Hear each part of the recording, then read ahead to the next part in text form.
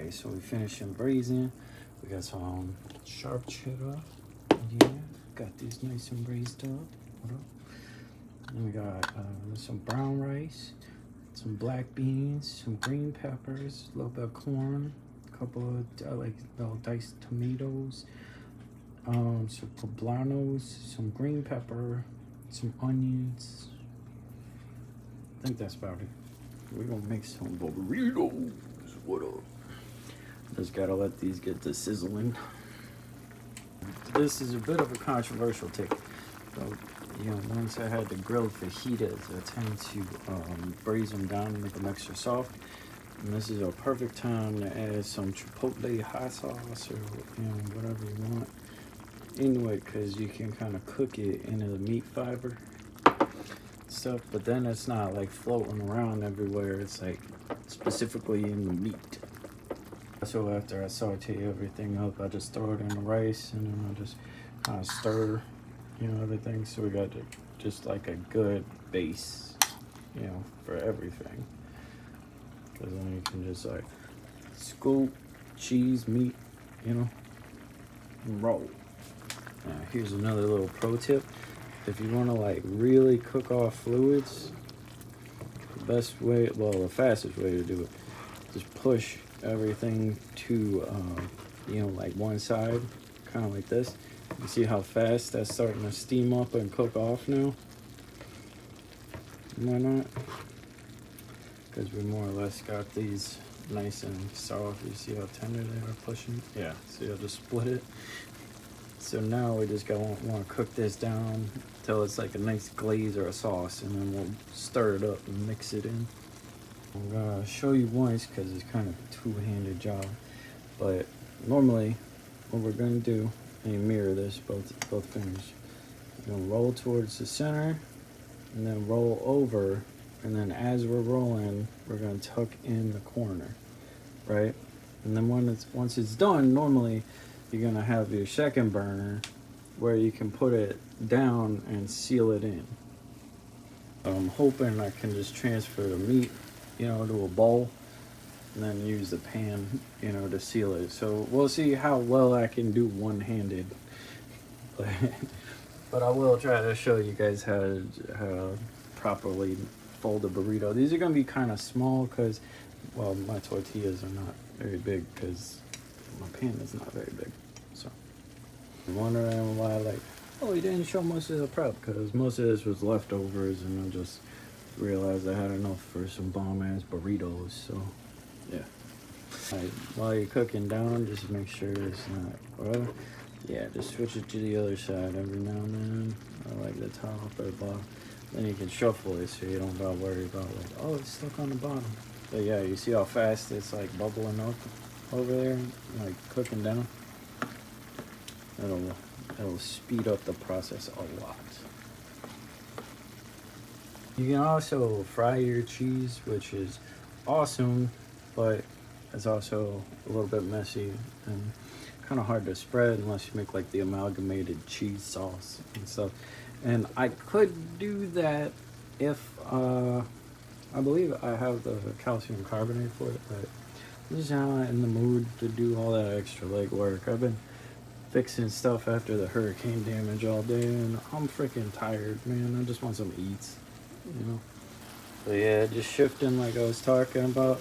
It also has a beautiful side effect of just pushing all the meat through the sauce, you know. So say kind of coating it as you're going. But as you can see, it's only been about 4 minutes, like real time and stuff, but yeah, it'll reduce that way down real fast stuff. And I just let it get kind of like slimy, I guess, and then I stir it up so like slime coats everything. But yeah, this is just kind of a fajita scene. It's like garlic, there's a little bit of onion and some hot sauce, a few other things. You know, you could probably get away with just using fajita seasoning, you know. Main trick, if you're not using you know, cheese sauce or whatever, is put your cheese down first, because it's gonna help with like any sauces or moisture barrier, you know. And like the hot, from the fillers are gonna melt the cheese. And you hear how it starts to sizzle. There's a really good trick an old Italian grandma taught me. Is you just listen for the right sizzle, and that's how you know it's like done. But yeah, you see how this is just like saucing and kind of coating and stuff. And you hear that how like the sizzle's a little higher. Yeah, that's what you want to listen for. Now you just dump that in a bowl to rest, and then we're gonna let that dry off in the heat for a second. This is still really low heat, but yeah, because then before you wrap them, we're gonna put this in there, heat it up, because that helps them get stretchy again, after they cool when you make them. And then once it's nice and pliable, that's when you fill it up and stretch it. Like if you have problems with them kind of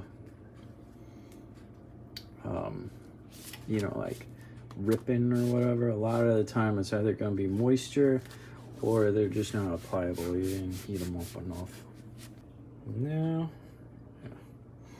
someone's going to be like, oh, blah, blah, blah, whatever. I'm the only one eating them. So, yeah, so we just put that. And we get a nice good scoop of our filling and stuff. And we're just aiming directly for the middle, right? That's all we're doing.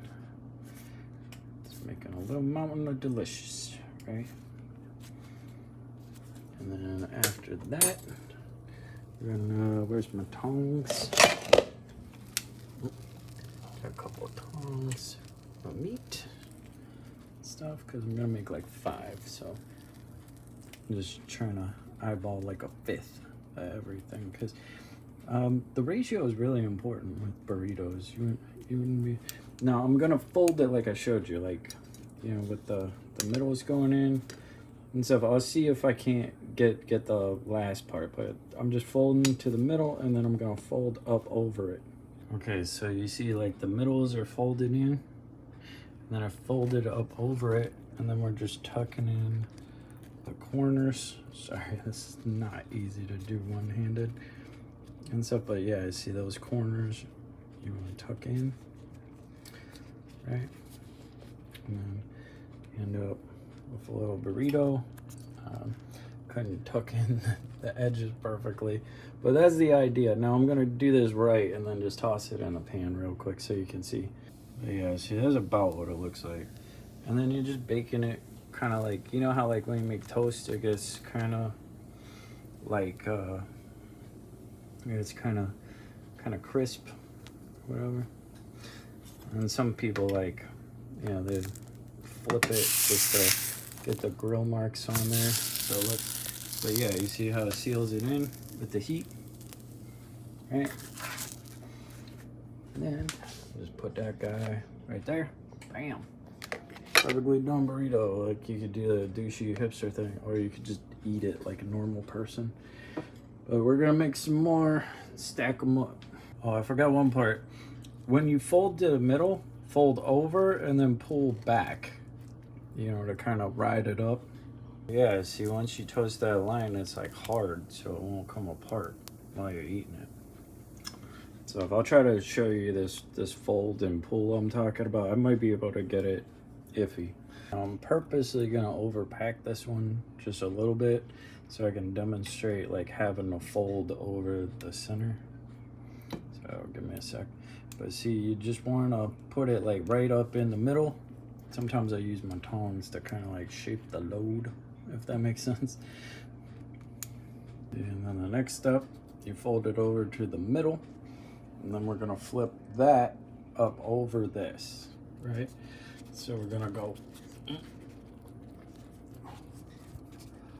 like that, and you see how it's a mess, and then you pull back with your fingers, right? And while we continue to roll, we're gonna tuck, in our edges, and just keep it going. This is definitely, don't use one hand. Yeah, see that edge blew out a little bit. just because of how full I made it. But if you look, like that's how you get that like burrito look. It's important to know. It's better to have like well-made burritos with like a good balance than it is to have like a giant burrito. You know, just make a couple. You know. Yeah, so I was trying to be careful so this one didn't leak out. So, what? I'll show you. Kind of funny. You can just scrape a fork and no one will know. Yeah, but whatever. I don't care. We ain't bougie, right? We just making good burritos. This one's just for everyone who gets fussy about the ideal shape. What I do with my extra is I kind of make like a actual burrito bowl. You know, I just eat that with a fork, cause yeah, yeah. I didn't keep any consomme, but there's our burritos. There's our extra filling. So I'm cleaning up while I'm letting my burritos set. And so letting them set for a minute and just kind of congeal. And so we'll have a big impact on how messy they are. So, you know, take a couple of minutes and just chill and clean up so you can enjoy them. All right, let's see how much trouble we're in here. All right. I'll try get a good scoop out. It's really good filling. Let me find the best angle to post it to Instagram. All right.